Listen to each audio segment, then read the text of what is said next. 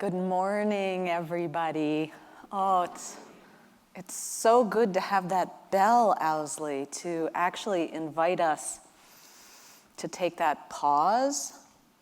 All the things that are trailing behind us that got us up in the morning and got us into this room, and actually drop in.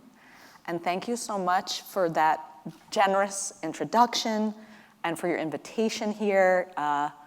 I feel really like drenched in being connected to my heart and to all of the people who have been here these last 3 days. It's a bounty of a lot of cross connection between communities, between ideas. It's very uncommon. It's very uncommon to be in a space where we can really like let our hearts out and shine and drop into the vulnerability of being in the yearning, in the deep yearning that each religious tradition brings to the table. And so thank you so much. And to the whole crew, Steph and Tina and Juniper and Sarah, who has been amazing in helping us get ourselves together.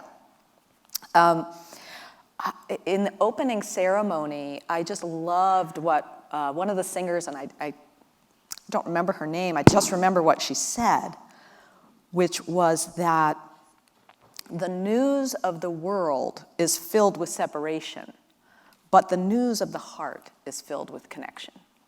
And that is what this convening is all about. So it's really good also to be here in Louisville. Let's see if I get that right. Louisville? Am I saying it right? Louisville. I grew up, my best friend when I was growing up was from Louisville. And I spent a lot of time in her house, in her kitchen. Her mom's Southern cooking put my mom's Northern cooking to shame. And so I always tried to time myself at her house so I could be invited to dinner. And our families were very, very different. Her family was Christian. My family was Jewish. She had married parents, so she was from an intact family, as they called them in that day. And my parents were divorced. It was just me and my mother. They lived in a house, and we lived in an apartment. There are all of these different cultural tugs. Her father was very conservative, and he worked for the military. He was a security guard and walked around in the house oftentimes with like this big ring of keys and a gun holster, which made me really kind of scared. And my mother was an anti-war liberal. So lots of differences. And even as a young person, I could feel that. Like I could feel that tension. But it didn't stop Debbie and I from being like really, really important friends in that young age. And it didn't stop our parents, even though I could feel they're looking at each other kind of like this. It didn't stop them from taking care of each other's children. And that's really what this panel is about, right? Like, how is it that we can create a world where we feel that all children are like our own children? All neighbors are our kin. The earth is precious. It's our source of life. So that is what we're going to talk about. And I want to just throw out a word from a futurist. I don't know if you've ever heard of D. Hock. He actually died at the age of 93 just this year in July. But I saw him talk like almost 30 years ago, and I still remember to this day something he said. He coined a term, chaord. And chaord is a blend of chaos and order. And the idea, he studied vastly all things in the universe. He invented the Visa card, by the way, the credit card. And that's what he's known for, but he did all of this philosophizing. And he said that it is completely predictable, it is scientifically known that all things unfold in a wave between chaos and order. Chaos and order. And that in that moment, when there's breakdown and things are beginning to turn into chaos, if we can hold the vision for the future steadily together, when the chaos reorganizes itself into the next level of order, it will reflect that vision. And so I think part of what we're doing here with sacred stories and sharing, building a shared vision for the future that is built on compassion, connection, and care instead of competition, domination, destruction, extraction. As this breaks down, if we can be chaords and hold that vision together, the reorganization and as order reemerges, it's much more likely to reflect that vision. In a minute, I'm going to ask you to reflect on your own neighbor experience, but I'm going to throw out an example just to get you primed of like something that happened to you when a neighbor extended a kindness. I was back before I became friends with Debbie. I had no friends. My mother, we moved from New York to Florida, so this was a period where I still didn't have friends. I would go to school, I would come home, and since it was just me and my mother and she worked full time, she would not be home, and I would, be home alone. And as I still do to this day, I would often forget my key. And so this meant that I had to sit outside the back door. We had a little patio. I would sit there for a couple of hours waiting for my mother to get home. And on this one day, I was just sitting there, and this woman, and I still remember her name, Mrs. Mendelson, came across the little stretch of grass and offered me a peanut butter and jelly sandwich. And I was really grateful for the peanut butter and jelly sandwich. But really what I was like totally relieved of my loneliness and my feeling afraid, and grateful that an adult was there to take care of me. And it moved me so much, her kindness, this little tiny gesture, that 50 years later I remember it, right? So I'm going to ask you, this is going to be very short, to, if you want, you could close your eyes. We're going to take like 30 seconds. And if it helps you to put your hand on your heart and take a deep breath in, just scan your memory for a moment, a time when a neighbor, and it doesn't have to be somebody who lived right next door to you, but, neighborhood-ish, extended themselves to you, did a kindness for you. And if you can't think of one for whatever reason in this moment, think of when you did it for somebody else. Okay, just 30 seconds, and then I'm going to bring you back.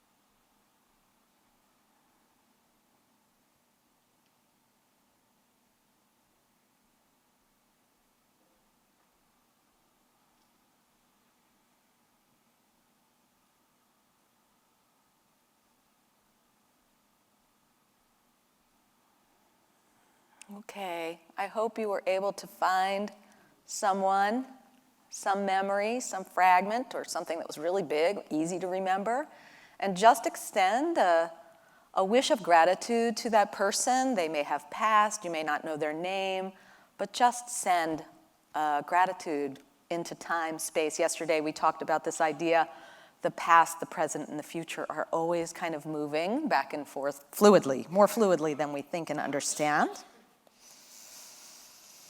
And we can take that as a practice, right? Touching our heart.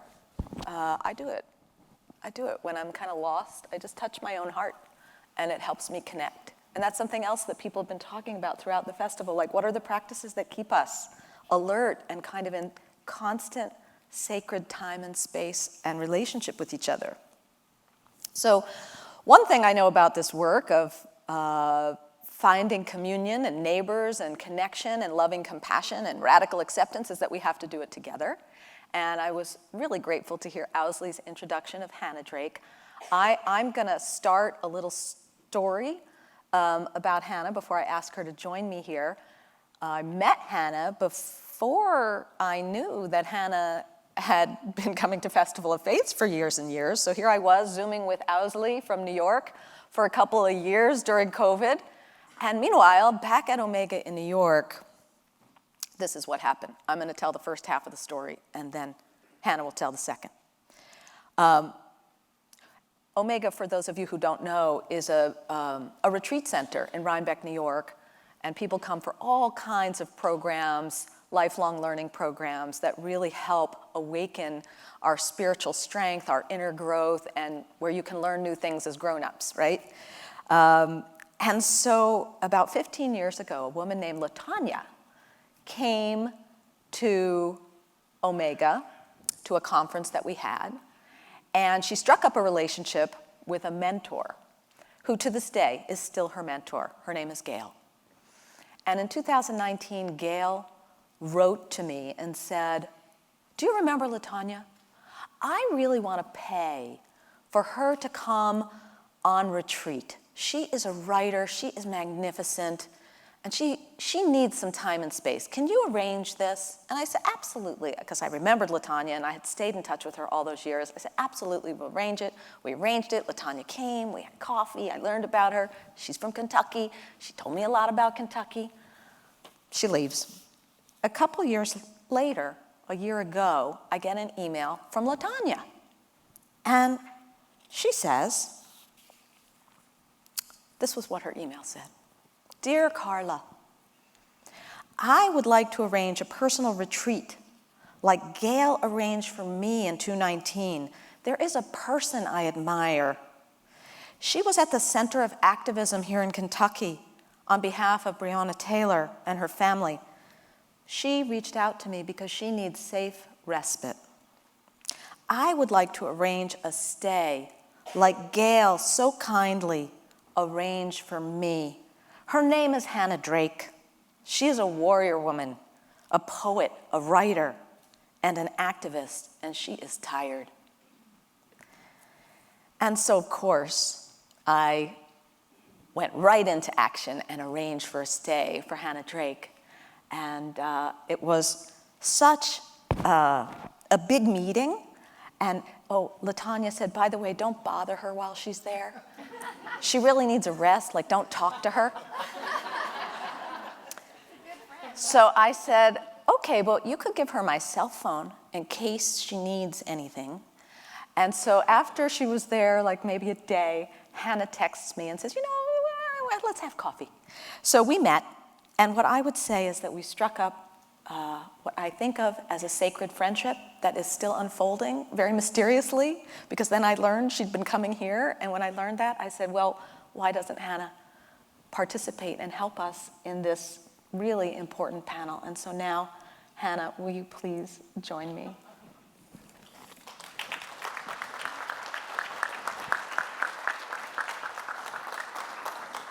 It's such a small world, because I never imagined this, but the minute I met Carla, I thought, our relationship is not done yet. I'm not, I just knew somehow that I was going to be connected to her. I didn't know for what, and even today, it's not done. But that's how you know instinctively that somebody is your neighbor. I know that I'm supposed to know Carla in order to do something. So this is a road to that. So there are two things I want to quickly tell you. One, about mindfulness. You know, we just go and go and go and do the work, and you don't stop. And while I was at Omega, they had this beautiful mural on, and first of all, and I love LaTanya, but she put me like half a mile from the cafeteria. And so, and so in order to eat, you have to walk half a mile there and half a mile back, which was good for my spirit and physical needs. But I was like, LaTanya, girl, come on. You know, but walking there, I would walk past this mural every single day, breakfast, lunch, dinner, and I would just stare at this mural, and I took pictures of the mural, and I would admire it. And as the week I was leaving, it was of this garden, this beautiful garden. And it dawned on me, wait a minute. This is a mural of the garden, the actual garden you're walking through every day.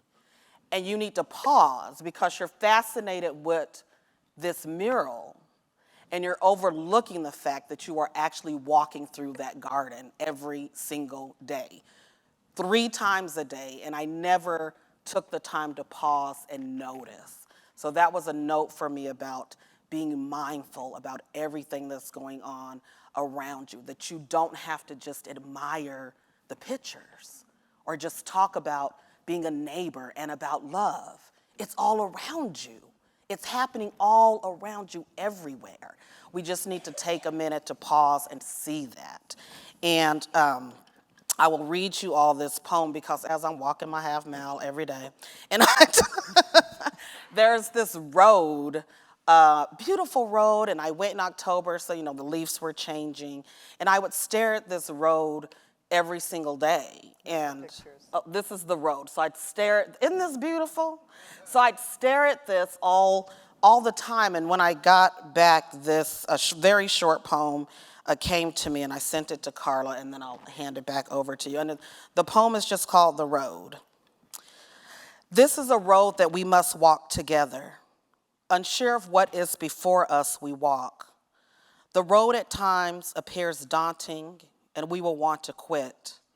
We will grow tired and our bodies are sore. We will say that the journey is too long, and we will complain that this walk is taking too much time. We will weep for those that we had to leave behind, but we cannot remain here. We must walk. The road will not always look this way. A painful hidden history often lurking in the shadows. Clouds will roll in, storms will come, bringing with it winds of sadness, hurt, anger, confusion, and pain. But a new day is always on the horizon. A new day is there if we look for it. With every step, a new day awaits us. So we must find a way to walk together, for we cannot travel this road alone. Roads are not made for one. This road is wide enough for us all. We simply have to believe that the journey is worth it. Thank you.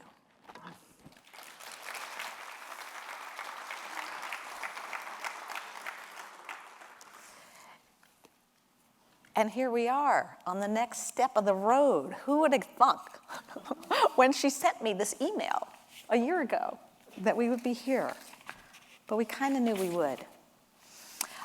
Here's how this is going to go.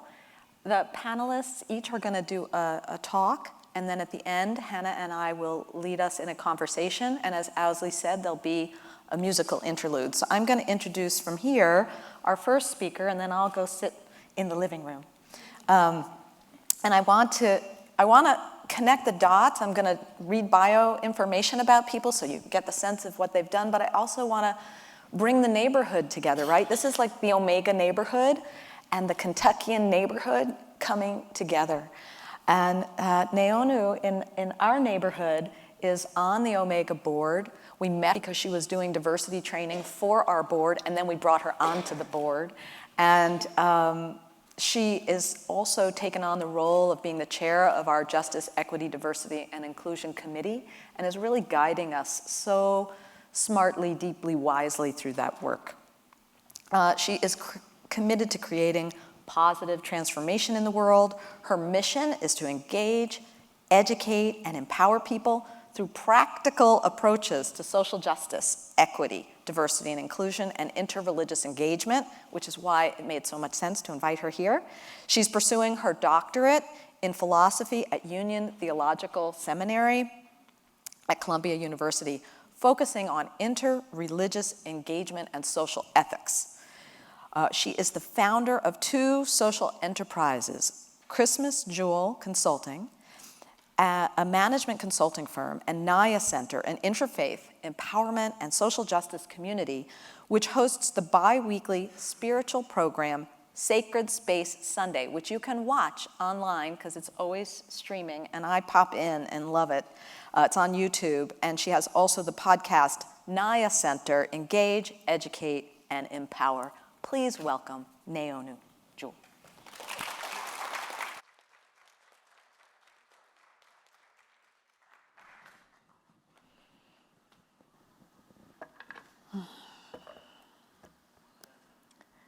So I'd just like to take a moment anytime I have the blessed opportunity to just connect before I speak. So Carla, I did not need 30 seconds in the exercise to think about my neighborly connection because I thank you so much for my peanut butter and jelly sandwich this moment that has given me the sustenance I need to begin this day. So thank you, sister friend, for that. Neonu. I have never shared this with anyone before. For a long time, I hated my name. People could never pronounce it. Other kids made fun of my name, which is me. So they were making fun of me. I could never find any of those cute nameplates or necklaces or notebooks or other fun souvenirs that kids bought with their names on it. I have never met another Neonu.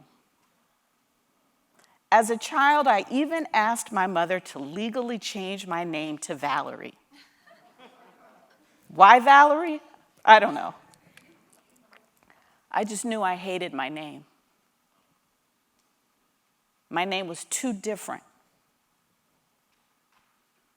Thus, I was too different. To hate my name was to essentially hate myself, wishing to be other than who I am. The root of my name, N-E-O, is neo, of Greek and African origin, meaning new or gift. Neonu is an African name that means female leader of a new beginning. And I am. I am a female leader of a new beginning. However, it took a long time for me to embrace my name in gratitude for its power, for my power. It took a long time for me to radically accept and love myself, my voice. I am Neonu Jewel, daughter of Ophelia, granddaughter of Evelyn, Bessie, and Thelma, and great-granddaughter of Leola. You may have noticed I named fewer great-grandmothers and extended it no further. It is because my tree has many unnamed leaves and too many branches, forcibly removed and compounded into the history of the earth. And still, I stand here proud, thanks to their love and sacrifices and the gift of my existence and my name. Neonu. This is my sacred story. My vision for the world is one where everyone lives their divine purposes. This is much harder for some in our society than for others due to the religion of power and its primary doctrine of divide and conquer, which is achieved by step one, constructing labels to separate people based on external features, physical traits, languages, abilities, sexual orientations, geographies, economics, beliefs, practices, and other identifiers. And then, step two, creating hierarchy. The goal here is to perpetuate division, domination, and subordination. The politics of differences supports the maintenance of power and control by a few through comparison, competition, distrust, and polarization of the masses, an us versus them society. A sea of yous. You. You. You. You. Instead of we. Us. One. Difference over connection. Like many of you, this separation and hate literally hurts my soul. I feel it in my body. It is personal. I know I am not alone. I feel it right now in this room.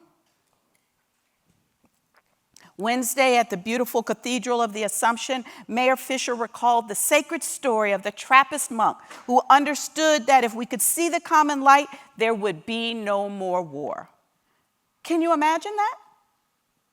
No more nation against nation, party against party, community against community, family members against family members, humans against nature and other divine beings, humans against humans, humans against self, humans against God.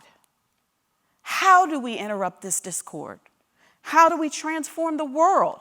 How do we change the persistence of power over domination and subordination? How do we wrestle the moral authority away from the loud few who seek power and economic gain through categorizing and polarizing us? How do we dismantle these structural systems that reify isms based on political and power-based constructions? How? What can one person do? More importantly, what can I do to affect societal change? Well, siblings and co-conspirators, my invitation today is for us, we, to embody the path of a spiritual revolutionary. As spiritual revolutionaries, we are the torchbearers of radical acceptance, of oneness, love, and joy as a spiritual, revolutionary, and transformative act of resistance to individual and systemic othering and violence. Let's be clear, the theoethics of oneness, love, and joy are indeed radical and revolutionary. Let's begin with love. The Greeks distinguished 7 types of love, but I will focus on 2. Philautia, self-love. I shared a bit of my own personal path to self-love. And agape, which is selfless, universal love for all human life. It is love for your neighbors, love for all creation, all beings, nature and God. It's love that's unconditional, boundless compassion and infinite empathy across differences. Agape love is active. It is the divine energetic force that transforms individual hearts and societies. Siblings, co-conspirators, being a spiritual revolutionary begins with self-love. Your connection as a divine manifestation and extension of the one mind, non-dual, source energy, God, Allah, Shiva, Atman, Buddha, the many drops of water in the ocean. This is oneness. Self-love and oneness are the foundation of the embodiment of what I call agape love force, which empowers us to choose compassion and empathy. It is an ancient wisdom teaching. Spiritual revolutionaries throughout history have taught and used this transformative power. 1 John 4 of the Bible, Jesus teaches it, saying, "Beloved, let us love one another, because love is from God. Everyone who loves is born of God and knows God. Whoever does not love does not know God, for God is love." Jesus further specifically calls for loving our neighbors during his Sermon on the Mount, related in Matthew 6:43 through 46. "You have heard that it was said, 'You shall love your neighbor and hate your enemy.' But I say to you, love your enemies and pray for those who persecute you, so that you may be children of God. For God makes the sun rise on the evil and the good, and sends rain on the righteous and the unrighteous. The powerful Buddhist metta prayer, inspired by spiritual revolutionary Shakyamuni Buddha, directly employs agape love force through the sacred practice of loving friendliness, sometimes called loving kindness. It sends love to all, those we don't agree with, those we may oppose. It goes a little something like this. May I, may you, may friends, teachers, families, neighbors, may all unfriendly persons, may all beings be joyful, be loving, be trusting, peaceful, and content. The Indic Jain tradition teaches agape love force through the sacred principle of ahimsa. Gandhi embraced this as a spiritual revolutionary.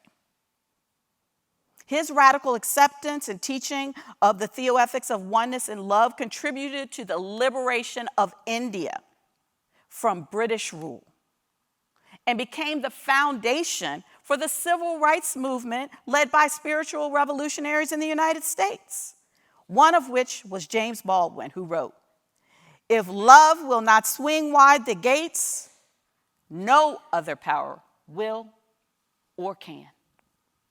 These are famous spiritual revolutionary exemplars, but please do not misunderstand me and think that you must achieve some global transhistorical notoriety. Each one of us can choose to walk the path of a spiritual revolutionary.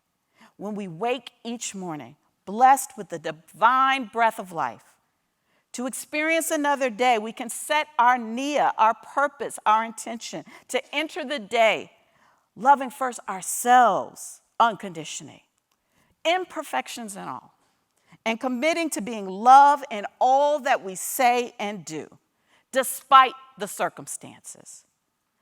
The Festival of Faith is the result of the agape love force of spiritual revolutionaries. We are doing the work. And it is joyful work. Being here this week has been one joyous experience after another. This is radical. Society would dare us not to walk around feeling happy in the midst of this right and left discourse, hate, violence, and pain. Many of us tell ourselves, and we fail to honor joy. I say, stop it. Joy is your birthright and a divine act steeped in radical acceptance and recognition that as a spiritual revolutionary, your call is to live your divine purpose, part of which is seeing and experiencing the beauty of life, the joy of life, slowing down, as Hannah Drake said, to notice the garden in the midst of the garden.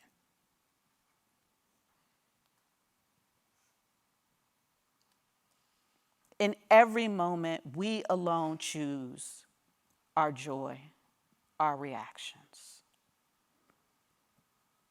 Don't allow any person to disrupt your joy. Each moment is precious and happiness heals. To conclude, words alone do not transform. My transformation model is insight plus application equals results. The application today is of the insight that radical acceptance of oneness, love, and joy is a spiritual, revolutionary, and transformative act of resistance to individual and systemic othering and violence. So what I'm going to ask each of you to do, and pull out your phones and write this down so you don't forget, is that by this Sunday, I'm going to repeat it while you're getting your phones, by this Sunday, choose one thing, at least one thing, that reflects your embodiment of agape universal love. One thing that you can say or do that reflects universal love. And one thing that you can say or do that reflects joy. By this Sunday, one thing. Insight plus application equals results. I close with a quote from Audre Lorde's Sister Outsider Essays and Speeches. Sometimes we are blessed with being able to choose the time and the arena and the manner of revolution. But more usually, we must do the battle where we are standing.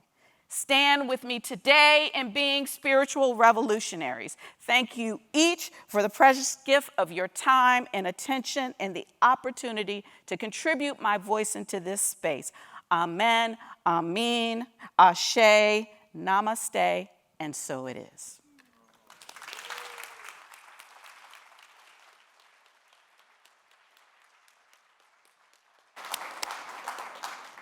Oh, thank you so much, Neonu, for that. I had to learn to say her name as she corrects people, and it's a teaching every time you do it. And so thank you so much. And now I'm going to introduce Courtney, but before I ask you to take the podium, let me say a little bit about our neighborhood connection and our relationship. Courtney came when she was a young writer, editor, founder of the internet news letter website, feminist.com, and we invited her so she could help us understand this new world. And here we are 15 years later. She is now my mentor. I am in her speaking coaching project that she has. And it's just a joy to have you here. Let me share a little bit about her. She's a writer, an entrepreneur. Her latest book, Learning in Public, Lessons for a Racially Divided America from My Daughter's School, and I will say her daughter, Maya, is here, explores white parents and the unfinished business of school integration through a mix of memoir and reportage. She's the co-founder of the Solutions Journalism Network and Fresh Speakers Bureau, which is the thing where she's mentoring me. And she has a popular newsletter, Examined Family, and has 2 TED Talks totaling nearly 6 million views. She's earned the Elie Wiesel Prize in Ethics, a residency from the Rockefeller Foundation's Bellagio Center, and an honorary PhD from Art Center of Design. She lives with her family in a co-housing community in Oakland, and they have a garden. We learned about all of the wonderful food she gets to eat. And she also co-leads the local chapter of Integrated Schools, and I'm so grateful that you're here with us. Please welcome Courtney.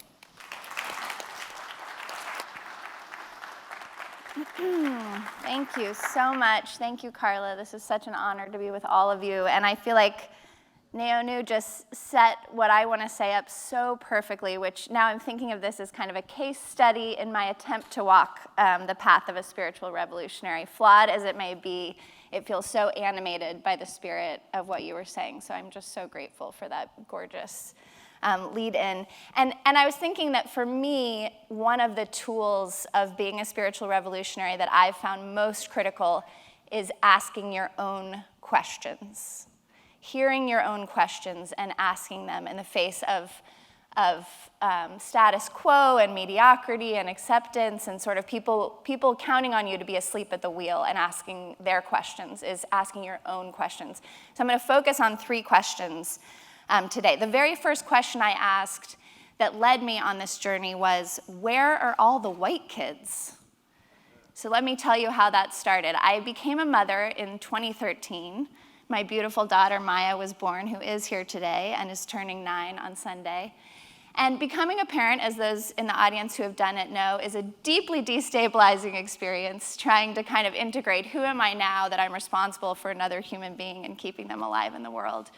And so in my early days of motherhood, I would strap Maya in the baby carrier, and I would just walk and walk and walk in my neighborhood. That was kind of the only thing I could do to start to integrate and bring down the anxiety level. And I would walk every day by this really gorgeous, boisterous, exuberant elementary school. And I was thinking about with Hannah's beautiful poem, that was my garden. People were sort of walking by and never seeing it, and all of a sudden I was seeing it, and I was hearing it, and I was kind of peering in the fence, and these kids were, released from recess, and they had this incredible energy, and it was the opposite of what I was feeling as this anxious new mom. So I would sort of stand there and just try to kind of soak up the beauty of their mood. And I started looking closer, and I realized, this is a majority black school, clearly, lots of black kids, lots of brown kids. I'm not seeing any white kids, and yet this neighborhood I live in is a very mixed neighborhood from what I can tell. I was new to the neighborhood. I moved when I was pregnant with Maya. So that was my first question, was where are all the white kids? And that was the beginning of a journey of 1,000 moral miles. A little context on Oakland. The city is historically black. It was the birthplace of the Black Panthers. It's known for its incredible, radical activism from both sort of Latinx communities and black folks. Again, the free breakfast program was started in Oakland. There's all this incredible legacy there. It's 30% white, so 30% of the city is white. But Oakland Unified School District is only 10% white. And that's because the vast majority of white families choose to send their kids to private schools, and those 10% of white kids who are in public schools are concentrated in about 5 elementary schools out of 59. There are 59 schools, and you will find the majority of white kids at only 5 elementary schools. And this is not unusual. This mirrors many districts in the country. Once I started asking this question, I started to learn so much about school integration and the unfinished project of it in this country. So a few things just to make sure we're all on the same page. Most of us know Brown v. Board, 1954, right? Most of us know, we've seen pictures of brave kids integrating schools that seem very old. And in fact, it took years and years and years to actually make good on the promise of Brown v. Board. The peak of integration was in 1988. So from 1954 to 1988, that's when I was my daughter's age. I was 8 years old in 1988. That was the peak of integration. And we have only gone downhill from there. Our schools are as segregated as they've ever been in this country. Probably very much the case here in Louisville, which I know has a rich history of battles over busing and integration and segregation and private schools, et cetera. So I started to wonder why my peers, and I started to talk to all the women and a few men, but mostly women who I had been coming up in this mothering journey with, and none of them were considering this school, which is called Emerson Elementary School, even though it's the most proximate school to all of us. None of them were considering it, to the point that some would say, oh, I got a spreadsheet from another parent who's already been through this. It'll fast track us so we don't have to deal with all the choosing. I'll share it with you. So I'd get the spreadsheet and I'd look, okay, this school, where's Emerson? It's not even on this spreadsheet. It's as if it doesn't exist. Even though it is smack dab in the middle of this neighborhood, it's as if it doesn't exist. And this is about white parent whisper networks, right? It's like the water we swim in, the air we breathe, that all of a sudden we're just not looking at the school because the majority of the kids on that playground are black and brown. This is a very well documented effect of white parents and school choice. The other problem was I looked it up online, right? We're in the internet age, and went to greatschools.org. How many of you know greatschools.org? Oh, you got to get hip to greatschools.org. It's a force in helping people think about schools and get information about schools. My daughter's school, I just blew the punchline, she went to the school, is 1 out of 10 on greatschools.org. And that rating is mostly based on test scores. And test scores mostly map onto socioeconomic class, not the quality of the teaching or the quality of the school. So then I started to look into, does integration really work? Like is this idea we had in 1954 actually worthwhile? And it turns out that of all of the educational interventions we've made in this country, and Lord knows we have made so many of them, we know from vast amounts of data that integration, Rucker C. Johnson, who's a professor at Berkeley and has done all of the most vast research on this, says the medicine that is integration works. The earlier and the longer kids are in integrated schools, the more equity effects we see. Black and brown kids do better, they graduate at higher rates, they even earn more over a lifetime and even live longer. White kids do just as well who are in integrated settings, and they have a whole set of social emotional skills that they wouldn't have otherwise. They're more likely to have friends of different racial and class backgrounds over the rest of their life. So my first question was, where are all the white kids? My second question, initially the question I was given was, what is the best school I can get my kid into? That's what the spreadsheet was about. And instead I asked myself, what is the kind of community that I want my kid to be a part of? And even more importantly, what's the kind of community that I want to be a part of? How could this be a breeding ground for me to learn about the real skills of democracy, like living in interracial, interclass community and saying, we have this shared love of our children, can we work together? Can we learn how to have noble friendships together that cross those boundaries? Because to me, that's the foundation of democracy. That's the foundation of what public schools offer this country. So the other really important thing I found was spiritual revolutionaries to walk beside. There's a national organization called Integrated Schools, which is not just white, but multiracial parents all over the country who are intentionally choosing to humbly, joyfully, joy is in the tagline, integrate schools. And our motto is, let me find it because it's so good. Show up, listen, speak up, and stay put. Show up, listen, speak up, and stay put. Great skills for people who want to actually be doing the slow relational work of neighboring, right? So Emerson Elementary, 1 out of 10 on great schools. It's a quarter newcomers, kids from all over the world, especially Arabic-speaking countries, high population from Eritrea. Majority Black Oakland families, 75% free and reduced lunch. And I can tell you that as we've been living into this experience for 5 years, it has been an absolute joy. The teaching quality there, the educational leadership just blows me away every single day. The kids are gorgeous and brilliant and wild. You know, I sit in those classes sometimes doing a library volunteer hour or something, and there's all this neurodiversity, and this kid needs a special seat to sit in that has little bumps on it that helps him stay in place, and this kid is singing Joan Jett over in the corner. This was the last time I came for a fall party. It went from this kid singing a Joan Jett song to being the one to help all the kids line up and get out the door. Clearly a kid who has a lot of trouble sitting still, and the teacher handled it so beautifully. So some of the best teaching in the country is happening in these schools, but nobody knows it because we look at these test scores or we let our racism, our biased sort of training drive us to avoid these schools. It's just a beautiful place. I want to end with one quick story and then a little reading.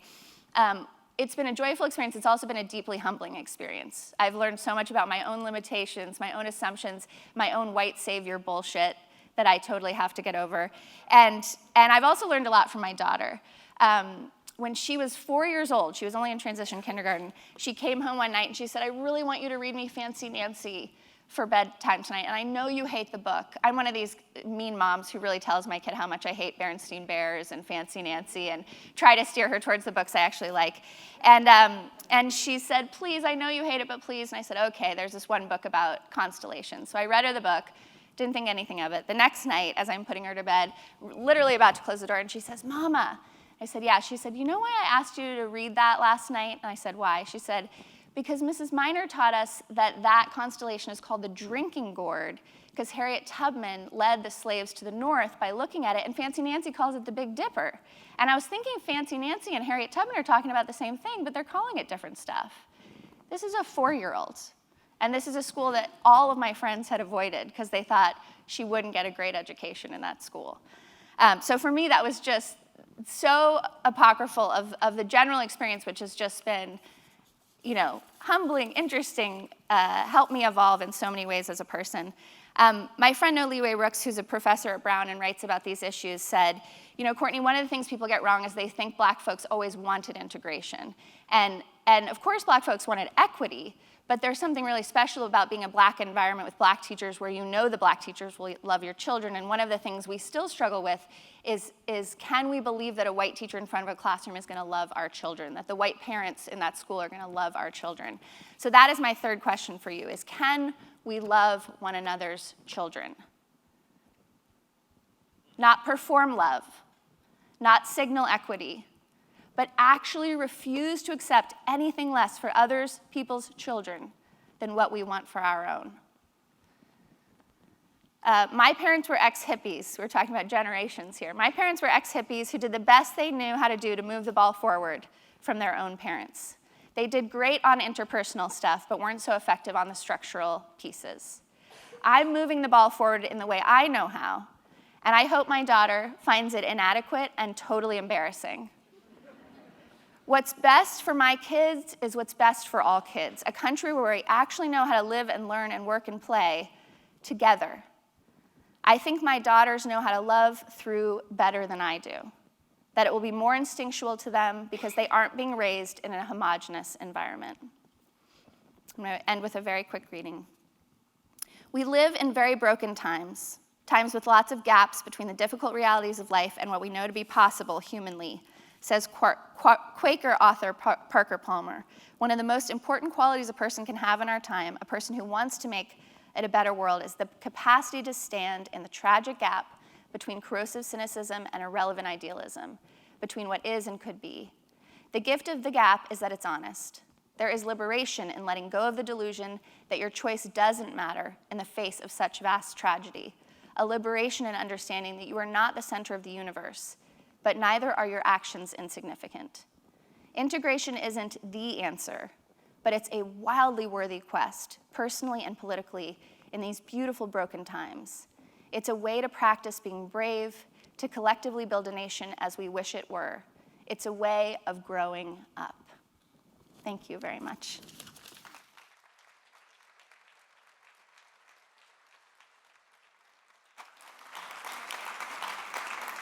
Courtney, thank you so much for your love in action. Can you tell us, Naono, what's your formula?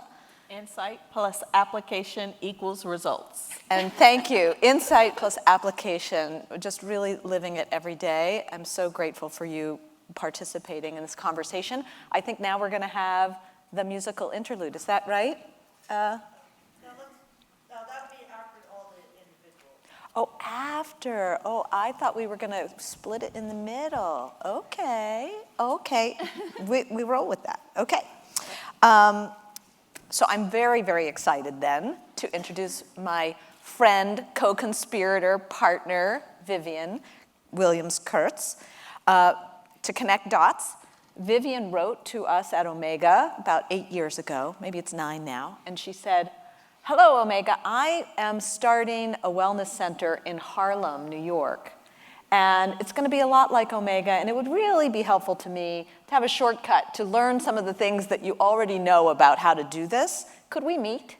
And so we did meet, and we have been talking and partnering and building things together ever since.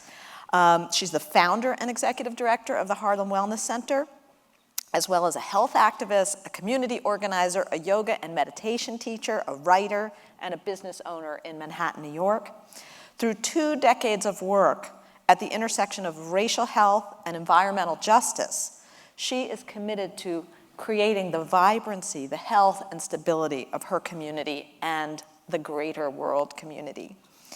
In the spirit of Dr. Martin Luther King's dream for beloved community, she delights in bringing diverse groups together in ways that foster understanding, connecting, healing, and social change. Previously, she maintained an extensive career in the arts that encompassed performance, direction, producing, writing, music, and teaching. And she has been leading this amazing racial healing hub in New York City and is helping Omega with our own racial healing journey. And so it is my pleasure to introduce Vivian.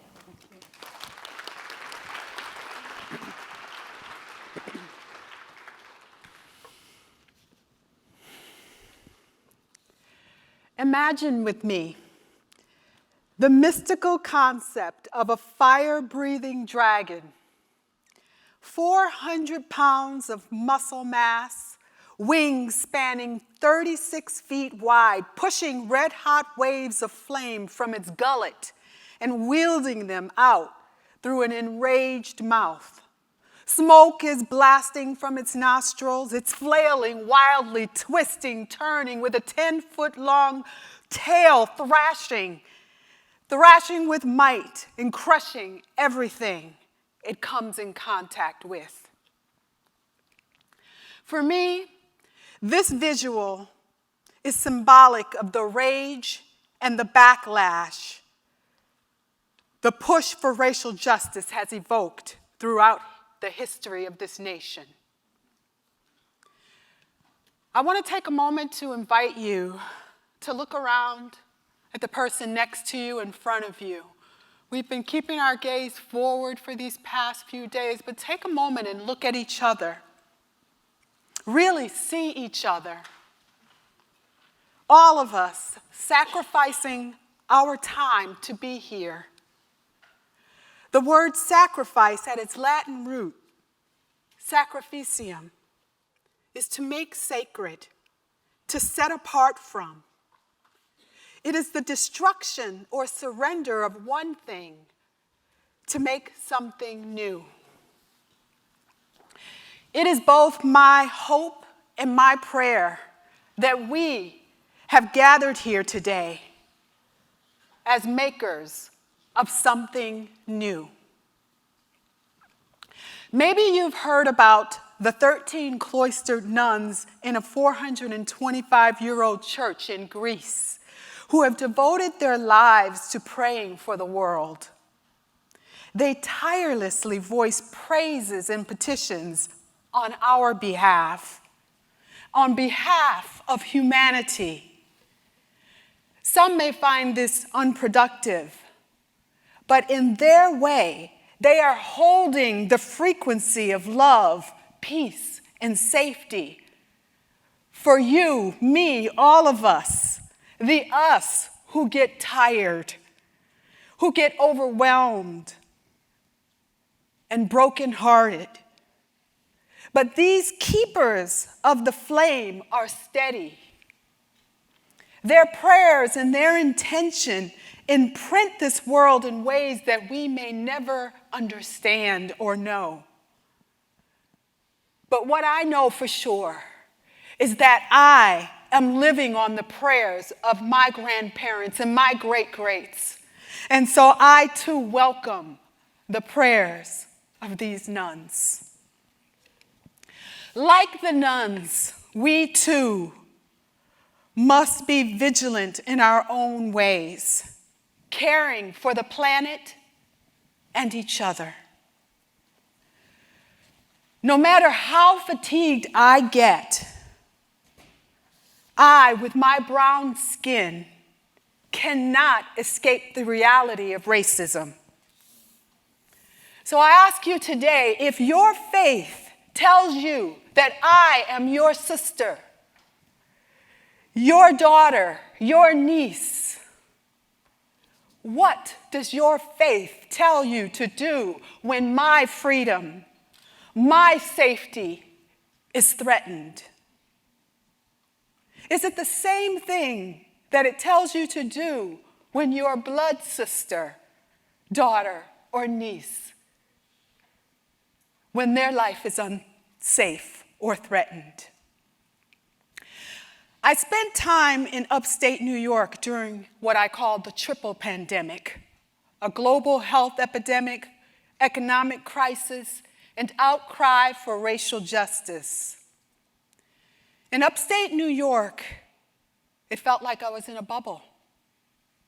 While my friend Emma, a friend's sister, two friends' mothers, and too many more in our Harlem community were lost to COVID, no one in the upstate community knew anyone who had been ill or who had died.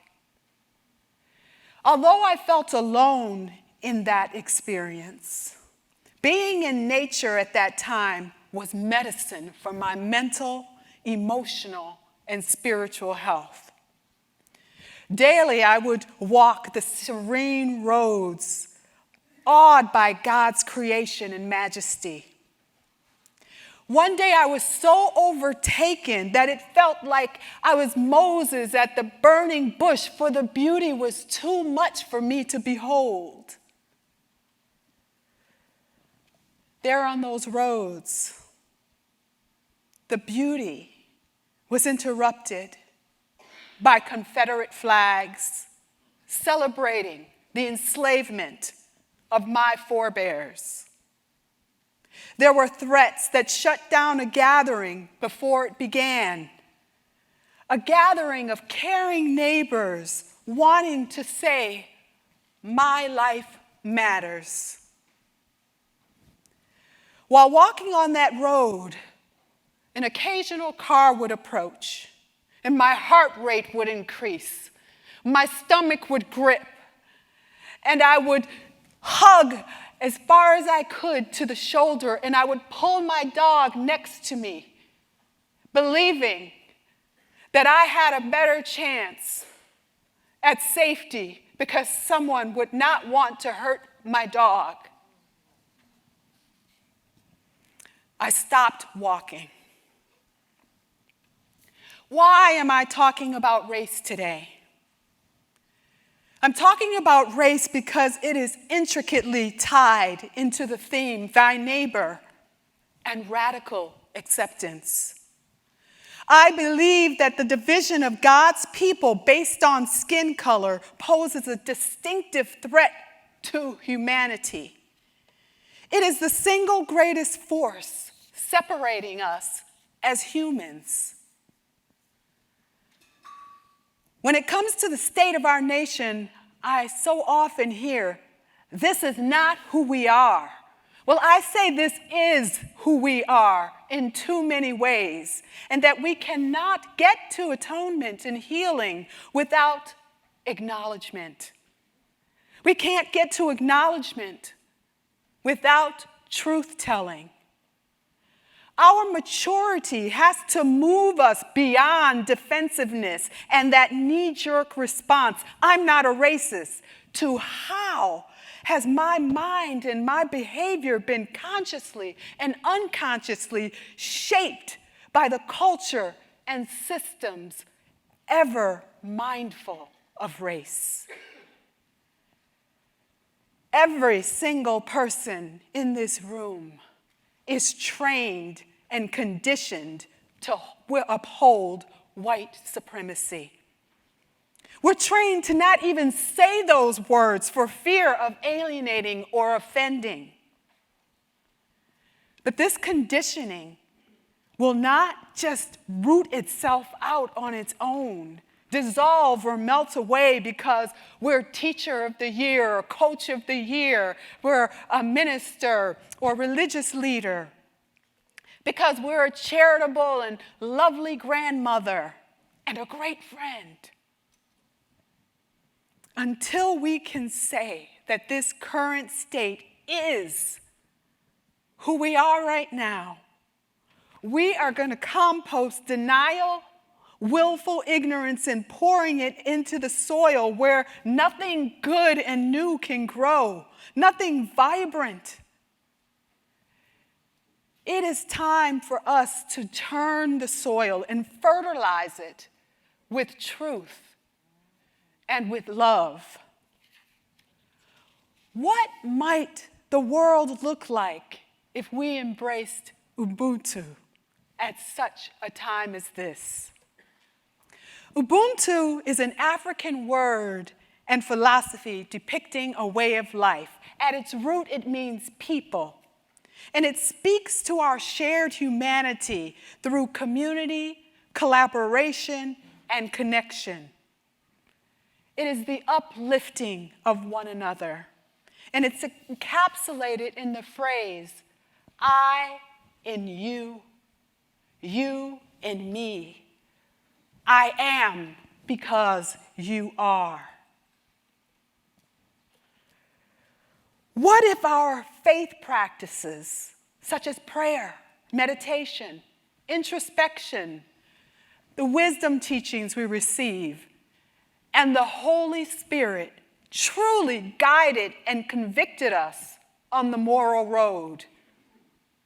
When we have steeped ourselves in these practices sincerely, we will begin to view the world around us through a lens that sees the divinity and the dignity in each other. So how do we move forward to becoming more human, I would say? We have to retrain our conditioned brains through learning, unlearning, listening, and critical thinking. The insidious neurological grooves in our brain are carved by narratives that are deliberate campaigns to separate And they can only be rooted out through intentional, personal campaign to expose ourselves to new narratives that rework our understanding of what it truly means to be thy neighbor. Narratives that challenge our understanding of love and the responsibility the faith we profess calls us to. New narratives that develop our capacity for compassion and empathy. Because while racism is systemic on a macro level, it is a heart crisis on a micro level.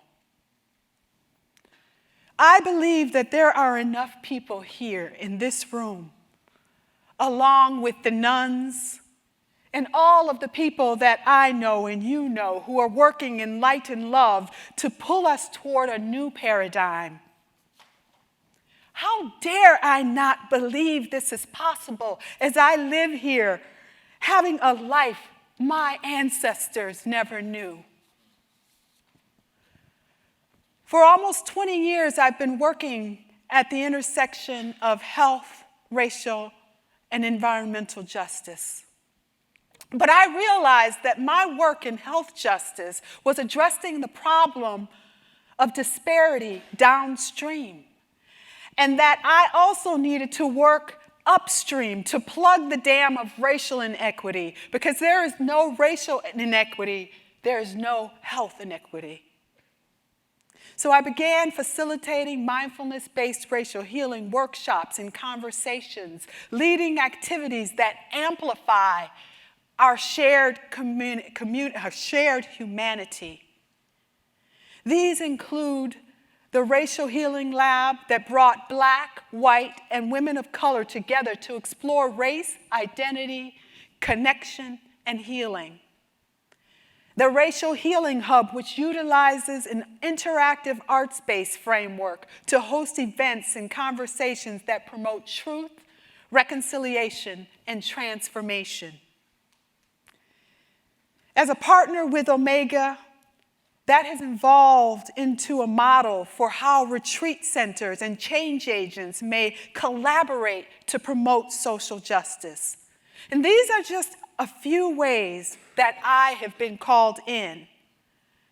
And I have hope for all of us that our authentic and unique ways that we're called into will move us to continue to stay in the work, to help move humanity through this turbulent and divisive time in our nation's history and into a healthy, equitable, and sustainable world.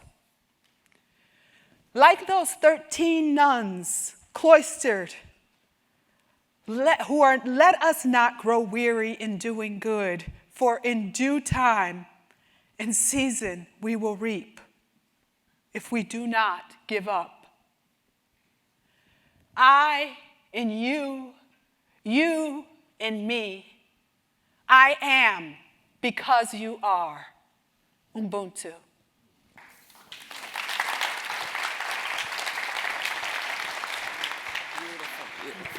Thank you. Beautiful.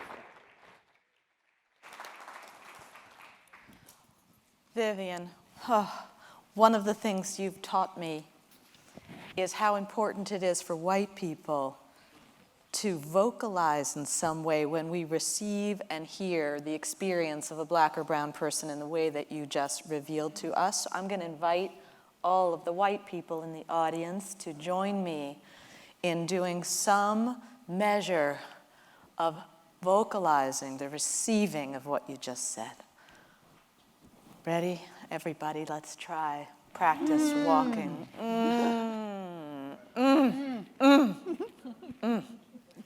Thank you. Thank you. Thank you. Okay, the last person in our panel, who I'll ask to come up in a second, John Gable. I am on the Advisory Council of Living Room Conversations, which is an organization dedicated to these cross conversations, sitting in a living room and talking to somebody very different from yourself. And John has been involved in that organization for a long time, and he and the co-founder of it, Joan Blades, gave a very highly viewed TED Talk, he being the conservative person and Joan being the progressive person who shared views across the table. And when I heard him speak, I thought, wow, this is a person who's so different from me, but I can trust him, and I want to hear from him, and I want to learn from him. So I thought he would be a really interesting person to join our conversation. And now I'll just tell you a little bit more about him. He's the co-founder and CEO of All Sides, which provides balanced news, media bias ratings, diverse perspectives, and civil conversations across divides to help people better understand the world and each other. He has nearly 30 years of technology entrepreneurship, management, and executive experience. He served on the original teams for Microsoft Office, Mozilla at Netscape, a browser that we now know as Firefox, among other tech companies. He was also a political campaigner and executive director working for the Republican National Committee for George Bush, W. Bush, Mitch McConnell, and others. He's a devoted Episcopalian whose work is an important part to his practice as a Christian. And he's from Kentucky, which I didn't know when I decided to invite him. And I was like, wow, okay, here we are. So please, we're really eager to hear what you have to say. Thank you. Let's see, I actually thought I'd stand here because I love connecting with people, and I always have trouble doing that behind some kind of thing. I'm sure y'all looked at me and said, oh, he can't be the conservative in the group up here. He can't possibly be that guy. So I live in San Francisco now, and lived there with my wife for a while. I am originally from here, though, from Kentucky. And actually, though I lived in Louisville for a while, I grew up in Frankfurt, but when I was really young, I was down south in McCreary County, really right next to the border of Tennessee, Appalachia, coal mining, lumber area. Very, very rural. I think we're 1,500 people there now. And it's very conservative, very small towny, very Christian. And in a lot of ways, these are my people. This is kind of who I know. These are where my heroes come from. Cora is somebody I know there. She would tell me when she was a little kid, their family would brush their teeth with celery sticks because that's really all they had. She was the kind of person who I never heard complain once in my entire life. If she made $1 today, she would put 50 cents in the bank because she wanted to save it for her kids. Her husband never could keep a job for more than a week. She took care of her family and took care of both her kids and got them through college completely on her own. And without any handouts or anything, she was really proud of that. I think her grandchildren are kind of tired of hearing her tell them how proud she was about that. But a true hero of mine. I'm also a different person. A lot of us are many different people. My mom is New England. Her father was a history professor, very well educated, well off. My dad's from out west. He went to Stanford, successful, a privileged background. And we have different ways of looking at things. I'm a philosophy major, studied a lot of religion. I love Zen Buddhism. I actually taught a little bit of Nietzsche, God is Dead, that guy who was very famous for that. Judaism, I love pieces of that. I'm very much a strong Episcopalian myself. But that's a little bit unusual for somebody from Southern Kentucky, but that's part of who I am too. Those are my people too. I was really lucky to be able to be in mixed worlds where I got to see from a very early age kind of how there are beauty in all these different people. I had heroes from different areas of the world, the different ways of looking at things. And there were some bad sides of those things too. But I got to learn very early on how there is a divinity in each of us that we all look for and find. And I don't know about you, but I could identify with everyone who's talked so far. In one way or another, they hit me in a certain personal way. Stereotypes suck. They are awful.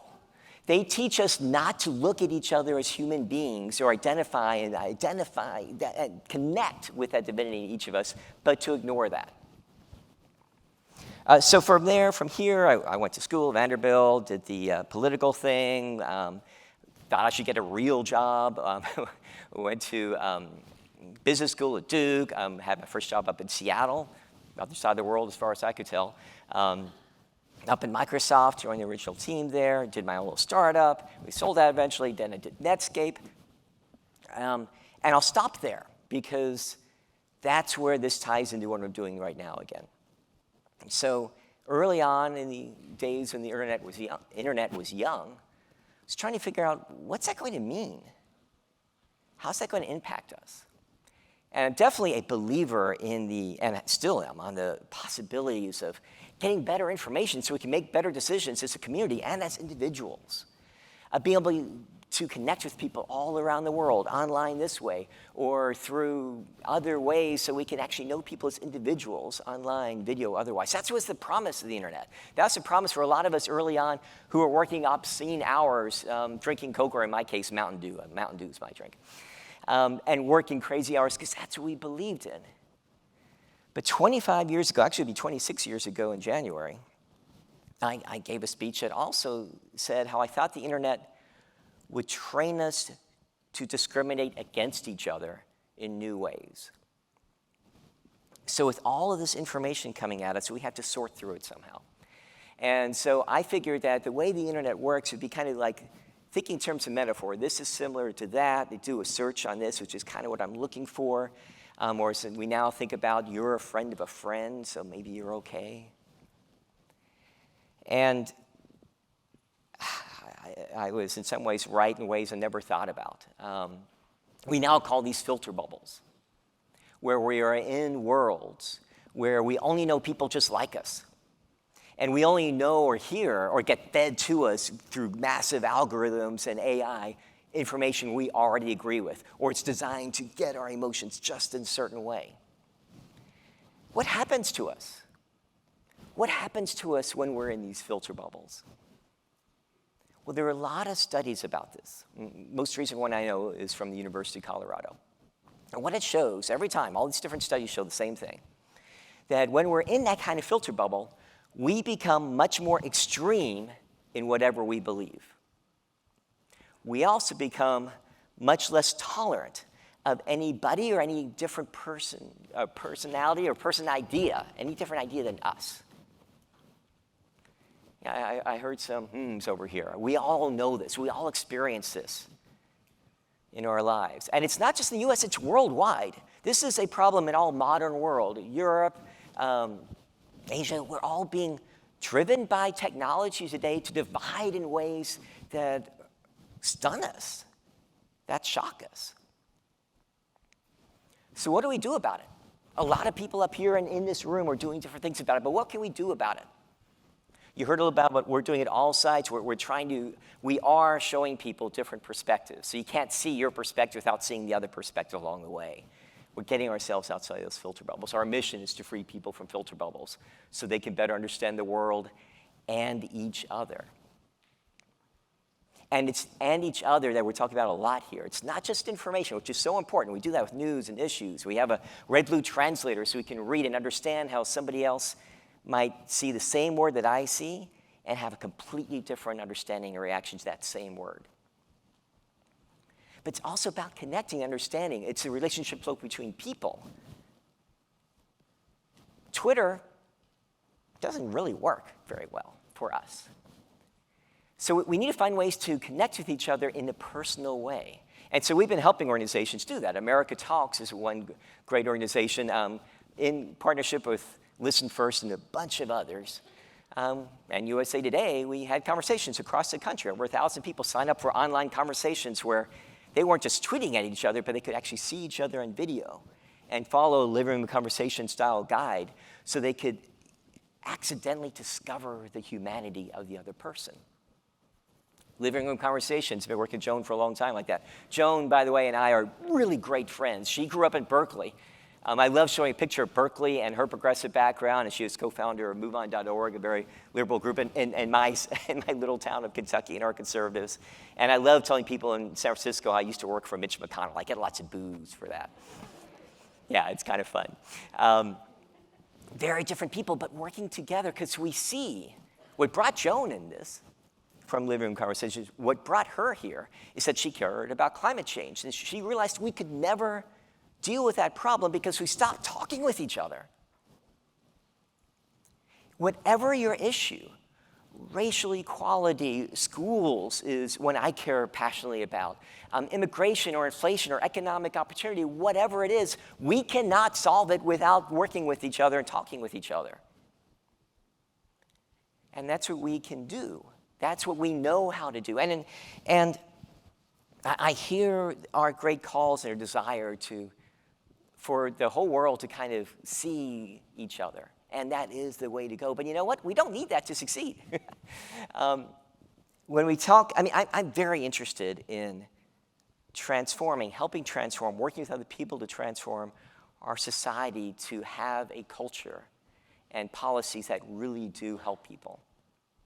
And when you talk to experts about that, they say that when you get 3.5%, only 3.5% of any populace engaged in what they would call a movement, change happens. Policies change. Cultures change.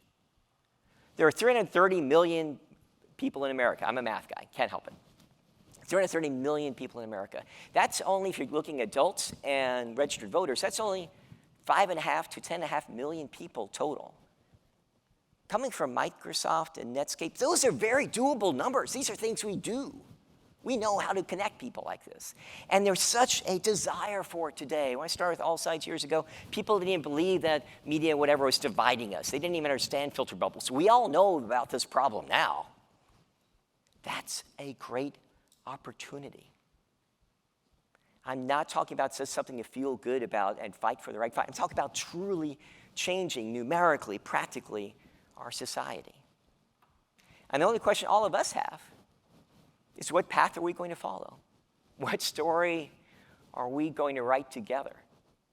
I think we can write a great one. Thanks.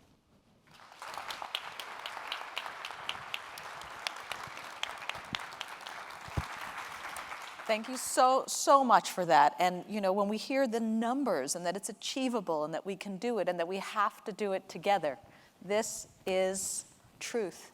So thank you to everybody. And now we will have a musical interlude. Is that right? Okay. So we'll be back. I think do we go? We stay. We stay. We stay for the musical interlude. Okay.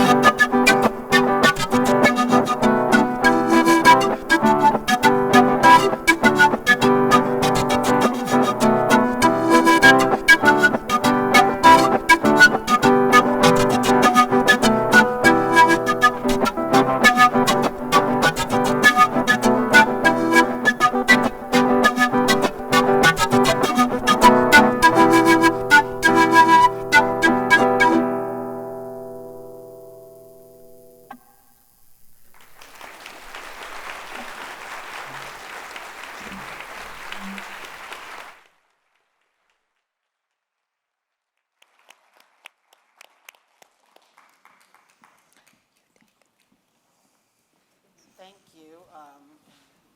And thank you all for everything that you had to say today. As someone that is in Louisville, I took 50 million notes. I don't know what's about to come out of my mouth. But I just pray, God, let it be what needs to be heard, because I had a ton of notes, particularly this week, election week, and thinking about everything that has taken place in Kentucky, especially over the past, 2-3 years, especially with the pandemic and Breonna Taylor. And I thought about, and I'm not going to say the school, but an incident that took place here when you mentioned school that happened this week on a campus, and this young black girl was called the N-word over 200 times, right? And everybody spoke about the composure of this 18, 19-year-old girl. And I thought, black women are tired of being composed and restrained. And y'all know it's true. You can clap for that because it's right. It's right. I thought about everything that Vivian said, that race, what we need people to understand, is at the beginning of every inequity. Without racial inequity, there would be no health inequity. But at some point, we need white people to see that and ask the questions like you did. What am I not seeing? As I said, if you look all around you, what is difficult for some people to understand is that racism is built into every single system. Every system. Even when you talked about AI, it's built into AI. Why? Because who is programming it? And until we acknowledge that, we will not get down the road. I was asked this week, because the judge that signed the no-knock warrant for Breonna Taylor is no longer on the bench. And I was asked this week, well, Hannah, is this the road to healing? And I said, here's the problem I have with a lot of people. You want to get to healing and skip over justice. And my focus is walking this road to justice. And there are people in positions of power who often ask marginalized people, black people, LGBTQ, transgender, Latinx, how do we fix this? We didn't break it. So the real question for me, particularly for white people, asks just how did we get here? Because this is not a system I designed. When you talked about AI, I always ask myself, whose imagination is this? I didn't design this. It wouldn't have looked like this. It would have looked like how your daughter's going to school with all different types of children. It would have looked like no racial inequity. Everybody has health care. It would have looked so who made this up? And what we have to understand is because it's imagined, it can be changed. We can change it. None of this is set in the stone. If we said today is the day that everybody's accepted, then so be it. We have to act like it. Like you said, Vivian, this at the micro level is a heart issue.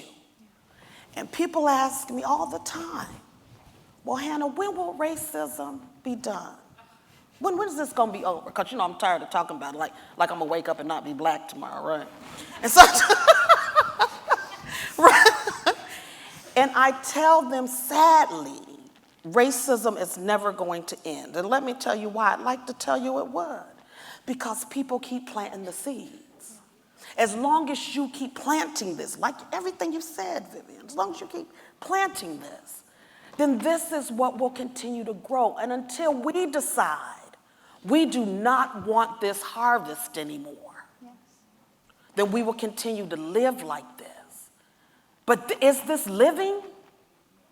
Is this living for real? When we aren't neighbors? When I can't come up on your porch? When I can't come inside your home? Are we living or are we existing?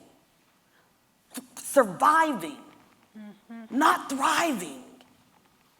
All why? Because somebody told you you're supposed to hate me because I'm black, because I'm LGBTQ, because I'm a woman, because I'm a Democrat, because I'm a Republican. I'm supposed to hate you. This is so basic to me, to break bread together as neighbors, break bread and get to know people. When you leave here, really get to know somebody. Don't just call up a black woman when you need a vote, when you need her to do something for you. When you need this, don't just extract from them. Pour into them. Don't always take away. That's being a neighbor. Sometimes a neighbor brings you a cup of sugar. Am I right about it? A cool glass of lemonade. When's the last time you brought a cool glass of lemonade to your neighbor? Come on, am I telling the truth? I didn't know what was coming out of my mouth, but that's what I said. Go ahead, Miss Carla.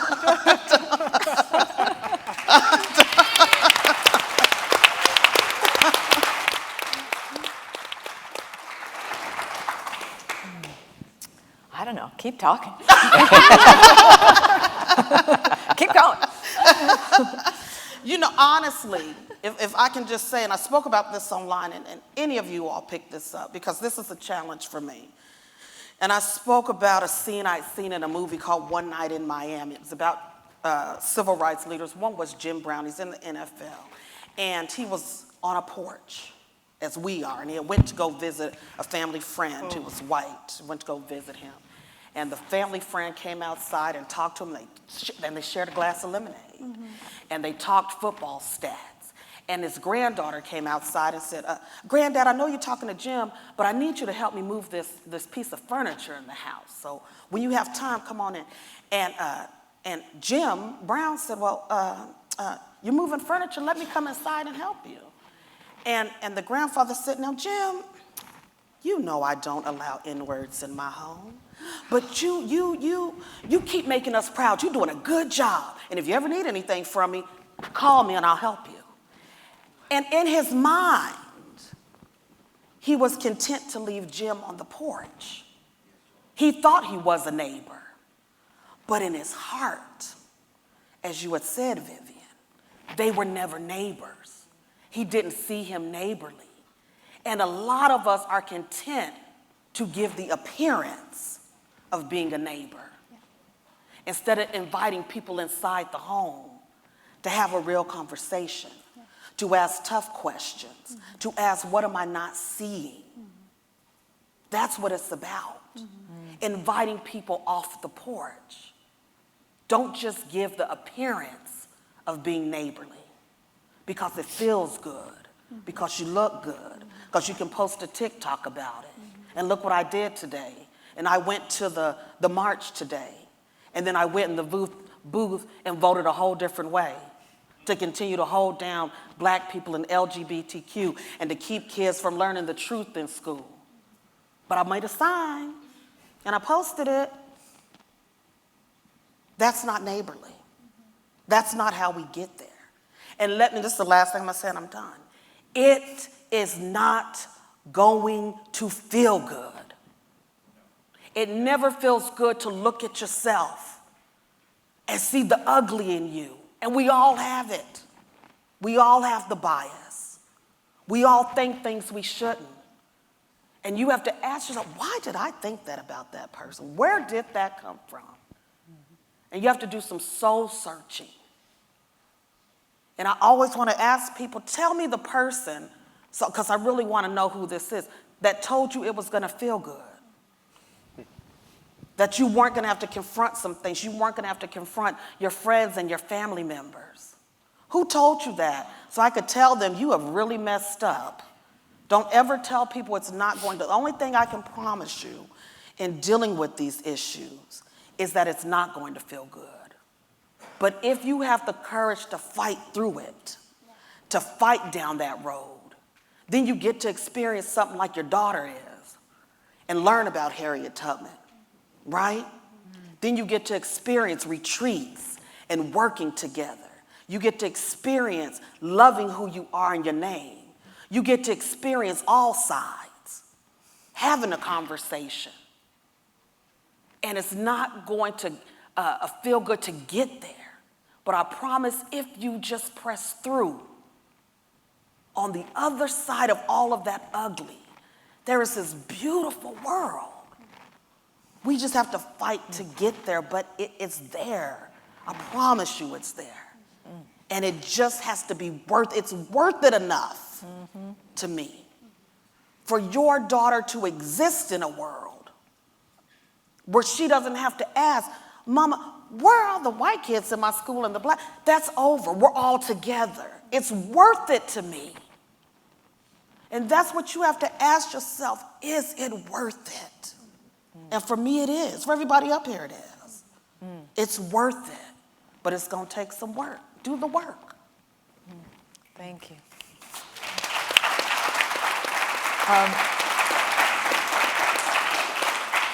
I think each person has raised the question, how did we get here? Whose story is it? Whose imagination is it? And I want to ask Neonu, you're studying the stories, the narratives. This whole conference is dedicated to sacred story. I'd love to hear a little bit from you about how did we get here? What are some of the stories that are embedded in our religious traditions that you are thinking about needing to overturn, and many of the speakers over the course of this time together have talked about?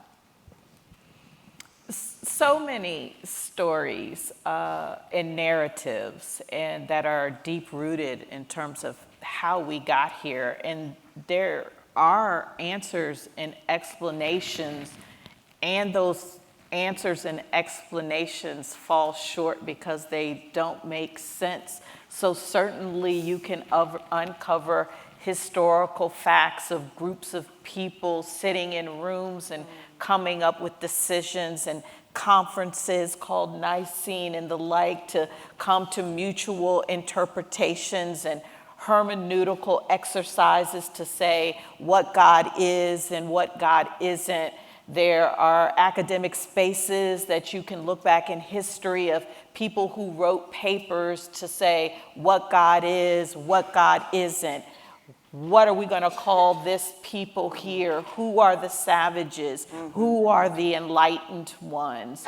Who is not worthy of being deemed human and therefore very much subject to domination, slavery, and violence? Humans, people, we can read their books, we can read their narratives and see where this categorization that I talked about, this hierarchy that I talked about that created the circumstances that led to, the transatlantic slave trade and the laws that were created that specifically allowed this type of environment to flourish, to be enforced. There are very specific things that we can look at in history.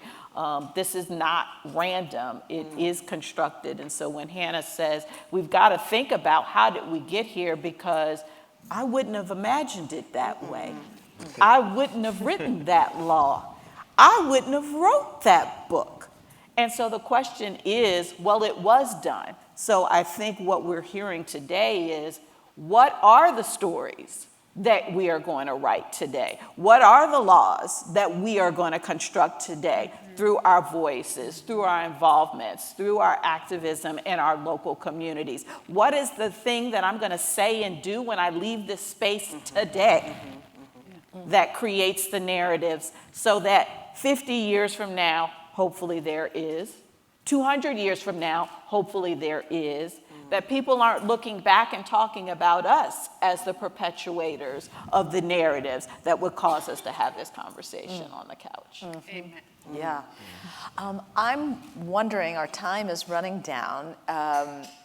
We've talked a lot about the kind of space that is required to get up every day and come back into the work. So how do we find joy? How do we find the will and the capacity to keep going? I'd like to hear each person on the panel talk about your own personal practice. And it's going to be different because the work we're all doing is different, right? But let's each person share a little bit about what you do to bring yourself the space and the determination to keep going. And we'll just go right down the row. To be honest, things like this do a lot for me. At the end of the day, keeping your eye on the prize. Everybody here in different ways, in different language, have talked about what we're trying to build. And that's been inspirational. And every once in a while, we kind of forget. And then I meet people who surprise me. And I was just speaking at a high school on Monday. Oh my gosh, I was so jazzed after being a day with all those high school kids. Like, I couldn't sleep. I'm like a little kid who just got outside. Oh, there are people again. It was extraordinary. For all the ways that we know and that technology uses to manipulate us in the worst ways, because we have that in our nature, we're also wired to connect. We're also, at a very core level, wired to build better things. So just keep the eye on the prize and meet other people that inspire you, that are different. And that does a lot for me. Great.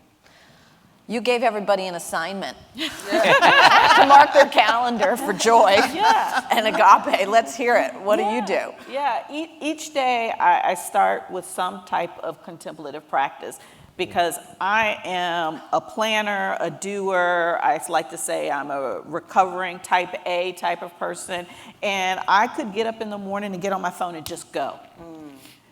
And what I have learned is that when I do that, I really forget my base, that connection I talked about it, my oneness, that thing that really will allow me to enter in a space when it's going cuckoo, when someone says something to me off color that would really want to get me out of my space. If I don't ground myself, then I may enter in that situation in a way that I will regret it, and I don't want to be on anybody's news channel, right? So in the morning, really, I have to ground myself, remember who I am, remember the divine being that I am, and regardless of the circumstances and situations, that I am good and things always work out for me. Now, that doesn't mean I don't get out of in the world and use my voice, and I have been gifted and brought here to be an active participant in transforming in the world. So I'm going to do my part, but I've got to get grounded first to be able to do that.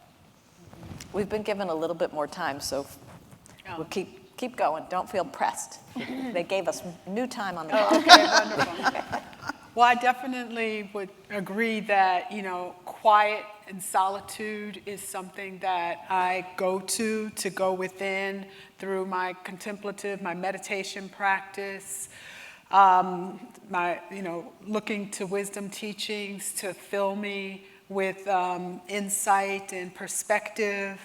And I can really say community has been a very powerful force for me, because when I've gotten weary, it is divinely orchestrated that every time I get a text, an email, a card, a call for somebody, a Facebook post, somebody telling me that what I have contributed matters in their life. And that is like an immediate fuel spark for me to know that this is, where I am to be. I'm very clear on my intention and my mission, But then again, I have to revisit it on a daily basis to stay clear in that, and that grounds me.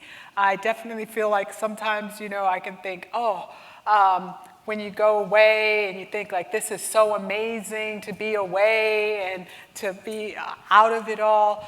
But at the end of the day, I am called to be in this work, and I will not be satisfied to just live comfortably and,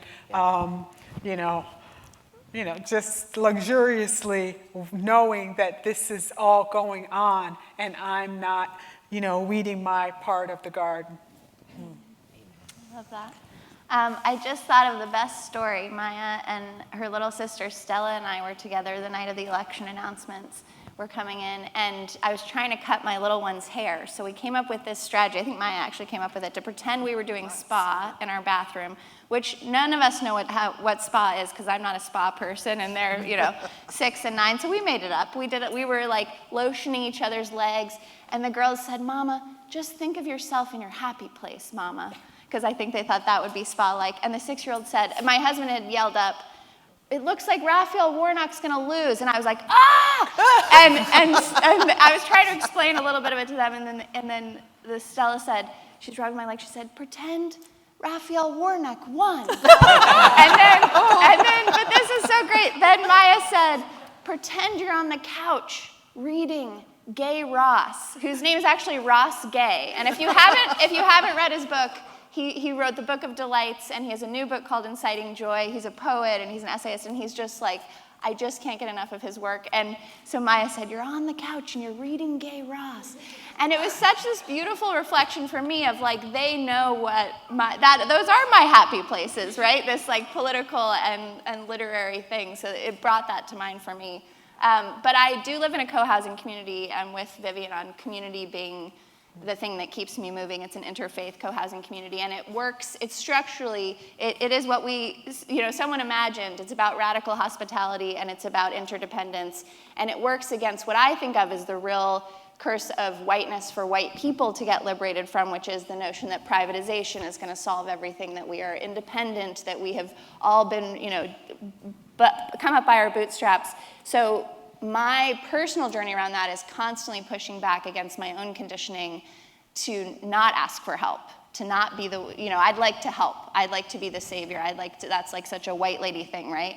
That's my comfortable place, is to be the one to have the resource to offer the thing to help with. So in my moments of messiness and vulnerability and exhaustion, and I need someone to bring me a cup of tea, like, how do I learn to be interdependent and work against that conditioning? Feels like a big piece of it for me. Thank you. Hannah, why don't you answer the question, then ask or say the final word. Close us out. I think, and I agree with all of these things. One, and this is for myself, so I'm preaching to myself, because I will not lie. I don't practice these things as much as I should. We're all works in progress. But certainly for myself, particularly as a Black woman, my advice to Black women is to go lay down, go to bed, go rest, and do it without feeling guilty, right? We have this guilt attached to it. It took me a minute to stop doing that and learn the art of saying no. Mm-hmm. And no is a complete sentence. You don't have to explain it anymore. Can you do the thing? No, and then go on about your business. But and also I think this came to me this year, and I had read the book They Were Her Property, which talks about enslaved people, and it dawned on me that Black women were never brought to America to have joy. Black women were brought here as property to do a thing, and or many things. And that persists to this day. And I realized for me to have joy, I was going to have to imagine that space and then create it. And me being happy and having joy really is the act of resistance, because it was never meant for me to have it. It was never meant for me to walk in love and be joyful everything was done to Black women to prevent that. And so I take the time to find, that's why I love this, and I wrote it down to him, I'm gonna do it, to find my little piece of joy in the world. And what I hope for us, for Black people, Black women, and all of us, is that we don't have to just find a little piece of joy, but we can just live in joy and abundance all the time. But for now, let's take our little pieces, your piece, my piece, your piece, all together will create the world that we want to exist in. That's it.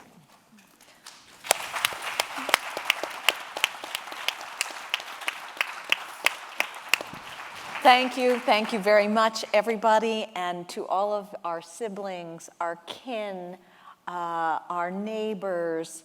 You know, do what is needed for you to touch that place in your heart every day as a practice. And this is what we will endeavor to do together. Be K-Ords. Let's dream this future into being. Thank you.